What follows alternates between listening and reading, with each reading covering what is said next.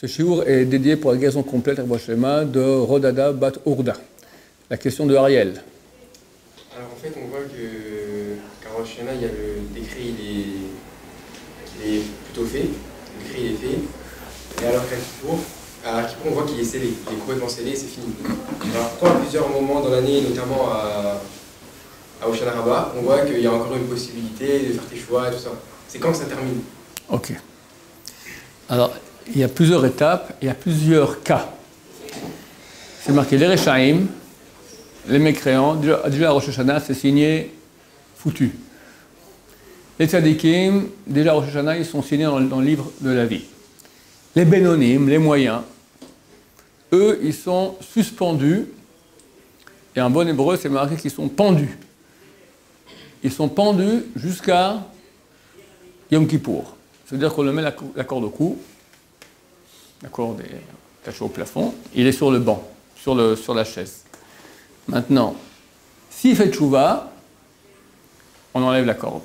S'il ne fait pas tchouva, on enlève la chaise. Et ce n'est pas écrit s'il fait beaucoup de mitzvot. Il peut faire toutes les mitzvot du monde. Depuis Rosh Hashanah jusqu'à Kippour, il n'a pas fait tchouva, Dieu lui tend la main et lui dit « Viens, je te pardonne tous tes péchés ».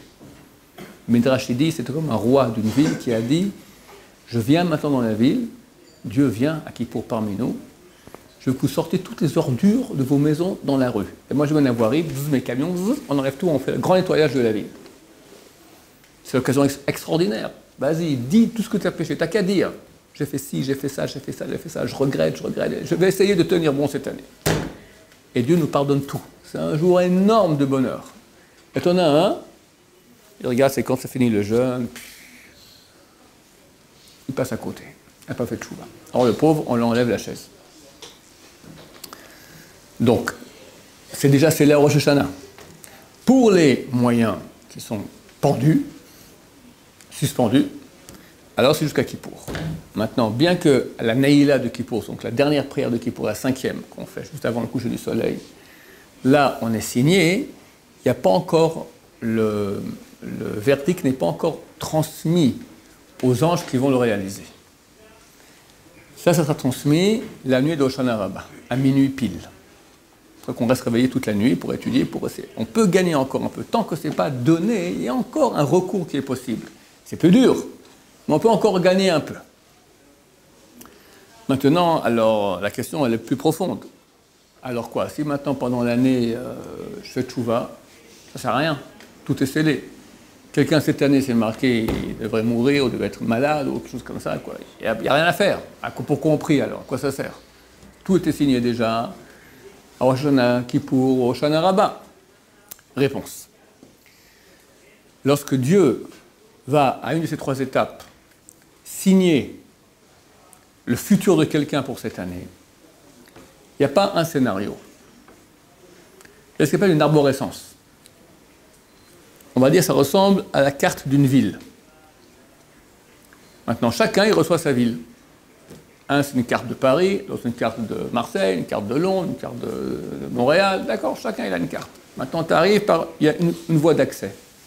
Ça, c'est Motsé Kippour. Tu sors maintenant de la fête. Tu as deux options. La période de Harvit. On fait Harvit après. Toutes les prières à Kippour, on les fait Harvit. Tout le monde pressé d'aller manger. Les gens regardent. Comment tu as fait Harvit maintenant, Motsé Kippour? Bien ou moins bien? Bien, moins bien. Déjà, tu t'engages déjà dans deux voies différentes. Après, tu rentres à la maison, tu manges comme un goinfre, et la bracha tralala, et on oublie tout, et des gens parlent la shonara. Tu as déjà 3-4 occasions, tu as des choix différents. Chaque fois que tu arrives, durant cette année, à une option, où Dieu te dit, va là, et ton Sarah te dit, va là, ton mauvais penchant, tu as un choix à faire. Ça t'amènera vers une autre voie. Et chaque voie, elle est encore comme une vie. Tu as des voies, tu as des voies, tu as des voies, tu as des voies comme ça. Tu as des millions de voies possibles. Mais tu as une carte. La carte sera fixée à Rosh Hashanah.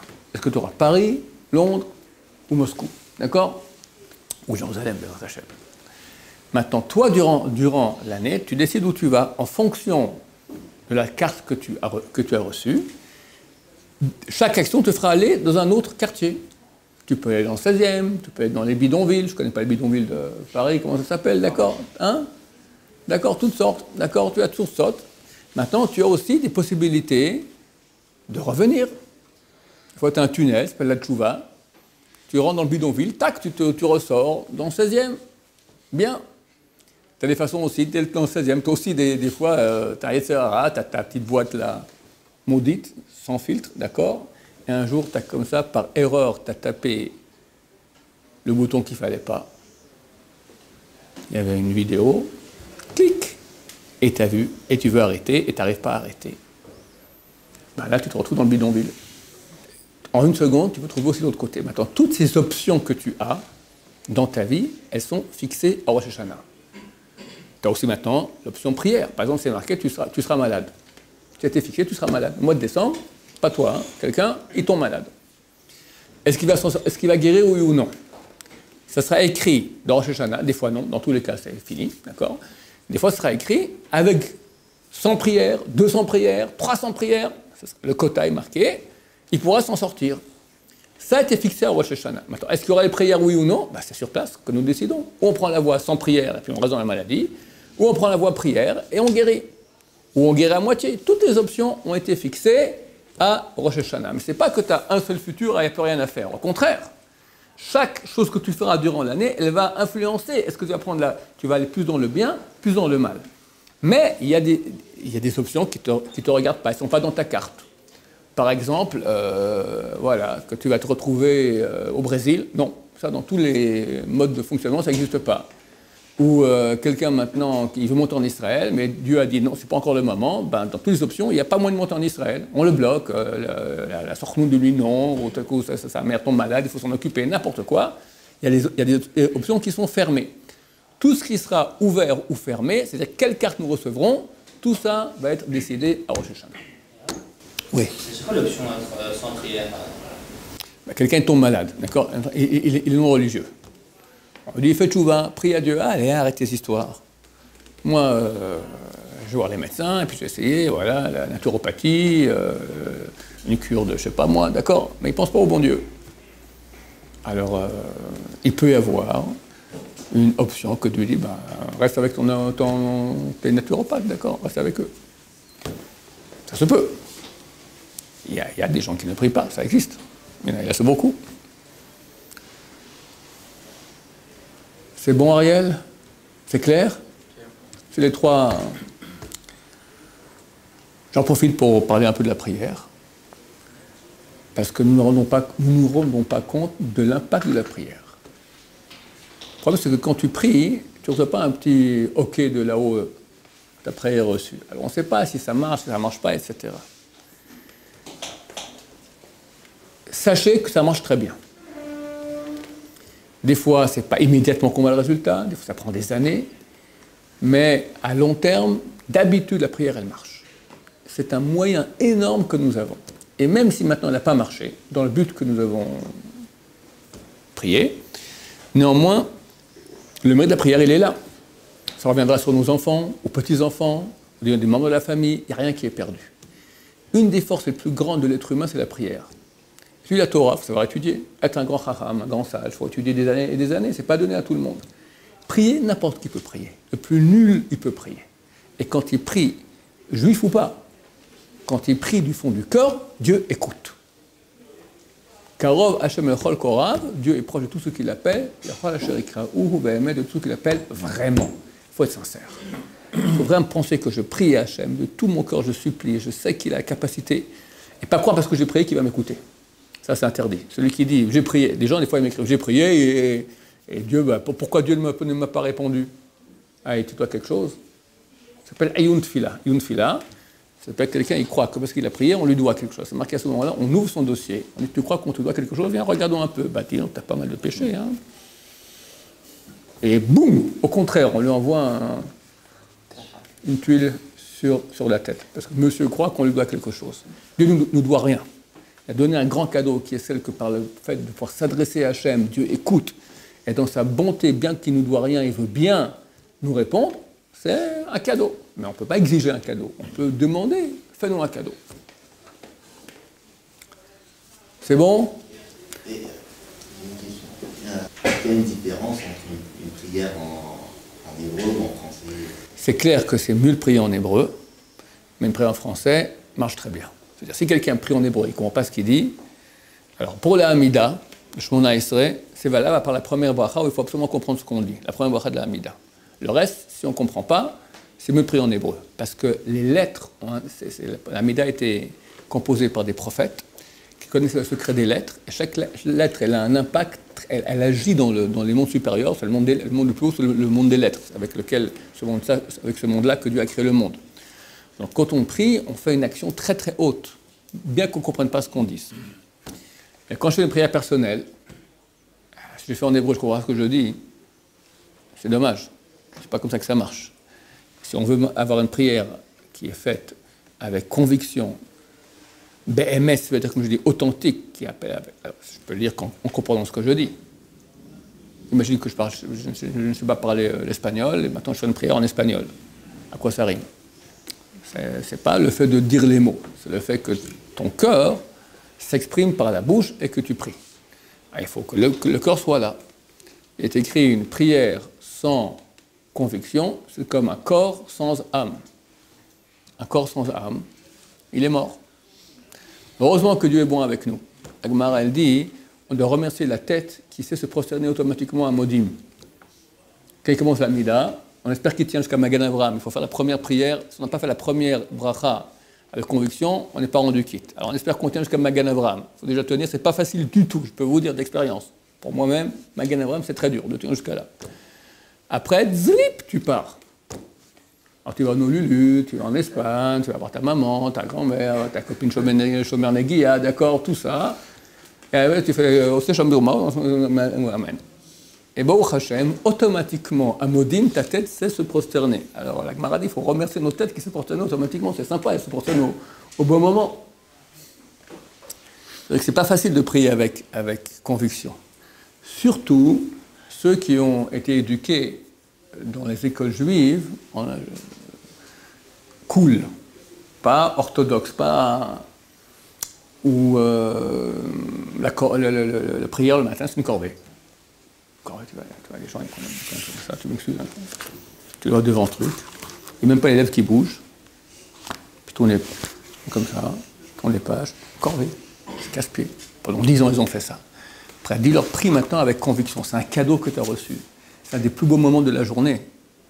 C'est casse-pied. On a envie de finir. Et c'est dur de se concentrer. Mais si on arrive à dépasser la paresse qu'il y a en nous de prier, parce que c'est un effort à faire.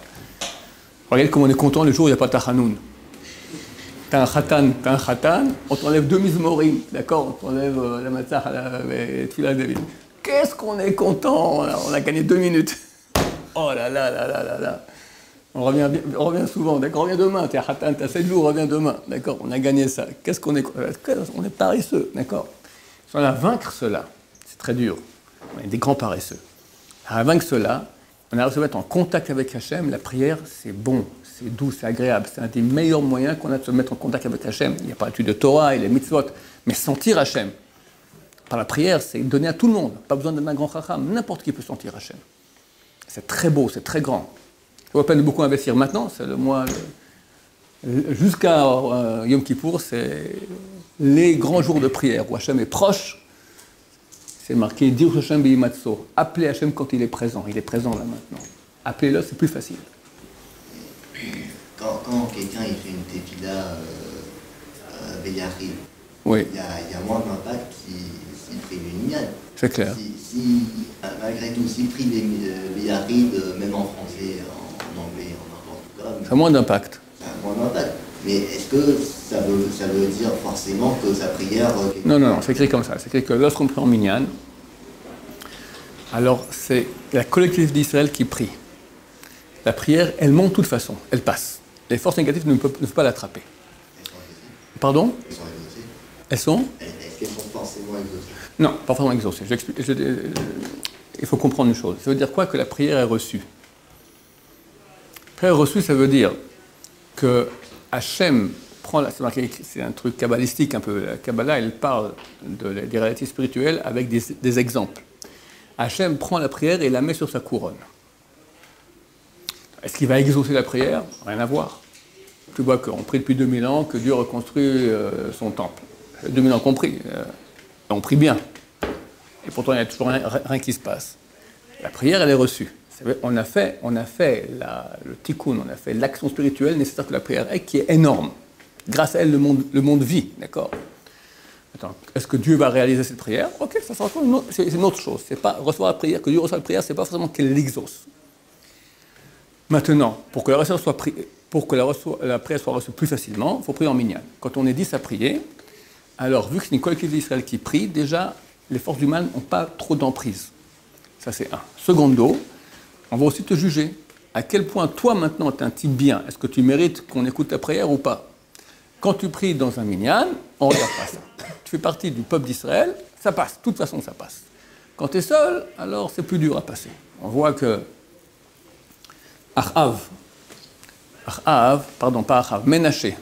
Ménaché, c'était un des rois les pires que le peuple juif. Vous connaissez l'histoire? Dans la Gemara, à Baye, il a dit à ses élèves, demain, on va parler de notre ami Ménaché. La nuit, il voit un roi qui vient vers lui, le courant lui dit, je suis ton ami, je suis un roi, qui es-tu? Je suis le roi Ménaché, tu vas être mon ami Ménaché. Ouais, mais écoute, tu étais un rachat, tu as fait la Vodazara, tu as fait l'idolâtrie. Elle dit, sache que si tu étais à mon époque, le matin on serait levé, tu m'aurais dépassé, tu aurais retroussé ta djellaba pour courir plus vite, arriver toi à Baye au temple de la Vodazara, pour te prosterner là-bas avant moi. Tellement le Yetzara, il était grand. Pour te montrer que tu es un nul par rapport à moi, je te pose une colle. Quand on a un morceau de pain, où on fait la bracha, on fait la moitié, après il faut casser le pain et le manger. On fait à quelle partie du pain? Il dit, ouais, c'est vrai que je ne sais pas. On fait dans la partie du pain qui sera cuite en premier, qui est la plus cuite. Bon, je dirai ça demain en ton nom à mon chiour. Ménaché était donc un roi d'Israël qui a fait beaucoup d'Avodah Zara. Un jour, les Irakiens sont venus et ont conquis Jérusalem. Ils l'ont emprisonné et ils l'ont pris en Irak. Et le roi d'Irak a commencé à le torturer. Il l'a mis sur une casserole, sur le feu, il a mis le feu dessous et il commence à brûler. Un pied, 2 pieds, il commence à danser, il n'en peut plus. Il s'est mis à prier. Ô Moloch, réponds-moi. Rien du tout. Ô Jésus, réponds-moi. Rien du tout. Ô Bouka, réponds-moi. Rien du tout. Etc. Il appelle tout ce qu'il a connu comme cochonnerie. Il s'est dit, bon, il y a le Dieu d'Israël. Mais moi, je ne crois pas à lui. Bon, j'ai déjà épuisé le stock. Bon, je tente le coup. Si ça marche, c'est que le vrai Dieu. Si ça ne marche pas, ça veut dire que vraiment j'avais raison. C'est un faux Dieu. Et il s'est mis à prier au Dieu d'Israël. C'est-à-dire que les anges ont commencé. C'est quoi les anges? Tout ce qu'il a créé quand on fait un péché, on crée une réalité spirituelle, d'éloignement d'Hachem, un écran. Ils ont tous commencé à venir mettre des écrans pour que la prière ne monte pas. Bloquer tout. Et Hachem a creusé un tunnel. Derrière tous les écrans, ça c'est la force de la tchouva, d'accord? Et il a pris la prière de Ménaché. Et il a été catapulté, téléporté dans son lit à Jérusalem. Il s'est réveillé dans son lit et dit, oh là là, quel cauchemar terrible j'ai fait. J'ai rêvé que les Irakiens sont venus, ils ont pris la ville, ils m'ont pris là-bas, ils m'ont torturé, la casserole. Heureusement, c'était qu'un cauchemar. Oh là là, dis donc, ça avait l'air super vrai comme truc. Il se lève, il voit sur ses pieds des blessures, il est brûlé. Il a compris que c'était vrai. Il a fait tchouva, et il est devenu un des plus grands balais tchouva de l'histoire. Ceux qui sont en bas tchouva ici, parmi vous, quand nous irons au Lama, parce que moi je suis en bas tchouva, quand on ira au Lama, on a au Lama des balais tchouva. Le Zohar, il dit comme ça. Il dit qu'il y a 6 mondes dans l'Amaba. Le 4e, les tzadikim. Le 5e, les balais tchouva. Et le 6e, les chassidim. Chassidim, ceux qui font, pas ceux qui ont avec des pérotes, les chassidim, d'accord? Ceux qui font plus que ce qu'il faut. Plus que ce que demande. Le tzadik, il fait tout. Le chassid, il fait plus. Maintenant, les tzadikim et les Zohar ne peuvent pas rentrer dans le 5e. Celui des balais tchouva. Balais tchouva, c'est quoi? C'est... Dis-moi le nom d'un grand mécréant, d'accord? Al Capone, d'accord, je sais pas moi, Göring, une ordure. Il a fait les 400 coups, les 400 000 coups. Il a fait tchouva. Il va dans le monde des balais tchouva. Qui est le roi des balais tchouva? Le roi Ménaché. Là-bas, dans ce monde-ci. la grandeur de la tchouva. Hein? Impressionnant. Impressionnant. Et même les Chassidim, ils ne peuvent pas entrer dans les... Je pense que du 6e, il faut descendre au 5e. Mais pourquoi descendre? Ils sont au 6e, ils ont un plus beau spectacle. Ils sont aux premières loges.